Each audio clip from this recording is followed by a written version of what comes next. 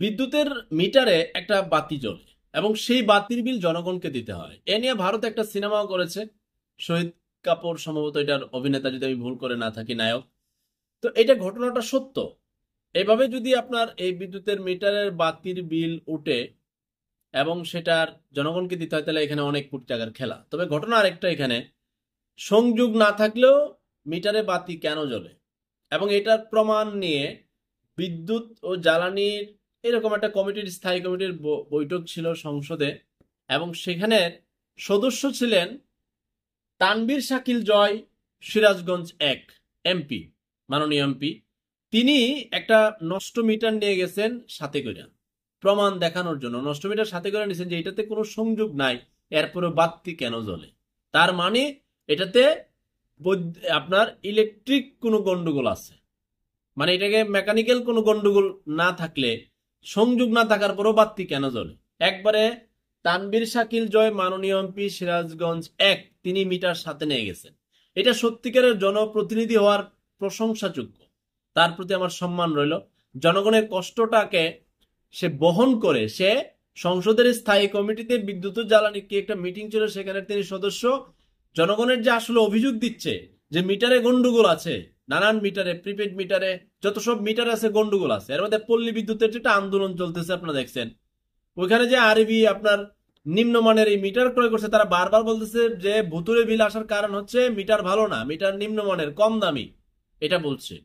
আর মাননীয় সংসদ সদস্য তিনি নষ্ট মিটার নিয়ে গেছেন, বলছেন কারবার দেখেন, এটার মধ্যে বিদ্যুৎ সংযোগ নয়, বাতি জ্বলে। এ নিয়ে যমুনা টেলিভিশন একটা রিপোর্টও প্রচার করেছে।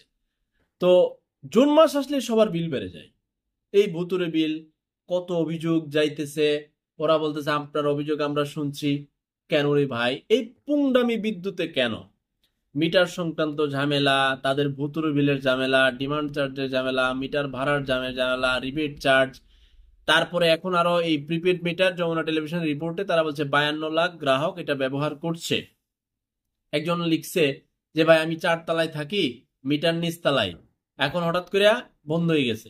এখন আমি ভাবলাম যে হয়তো কারেন্ট গেছে গা, না, পরে খবর লেগে দিক আমার মিটার অফ হয়ে গেছে, মানে কারেন্ট অন্য জায়গায় আছে। মানে এখন আপনার ঘরে কারেন্ট গেলে গায়ে আপনি নিশ্চিত না যে এটা কি কারেন্টই সত্যিকারে গেছে কিনা, মিটারে গন্ডগোল লাগলে চলে যাবে, হঠাৎ করে টাকা শেষ হলে চলে যাবে। আবার টাকা দিতে যাবেন, আপনি চার্জ করতে যাবেন, 1000 টাকা রিচার্জ করবেন, কেউ 650 পা, কেউ 750 পা, কেউ 720 পা, 500 রিচার্জ করবেন 350 পায়। আবার অনেক সময় বিদ্যুতের দাম বাড়লে রিচার্জ করতে গেলে কোড আসবে 240টা।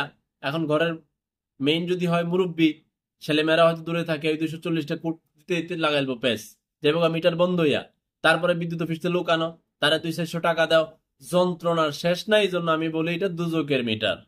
মানে বিদ্যুৎ প্রিপেড মিটার যার ঘরে আছে এটা হলো ডিজিটাল প্রিপেড মিটার, ডিজিটাল দুজকে আপনি আছেন। তো এই মাননীয় এমপি নিয়ে দেখাইছেন যে মিটারের ত্রুটি আছে সারা বাংলাদেশের মিটারের।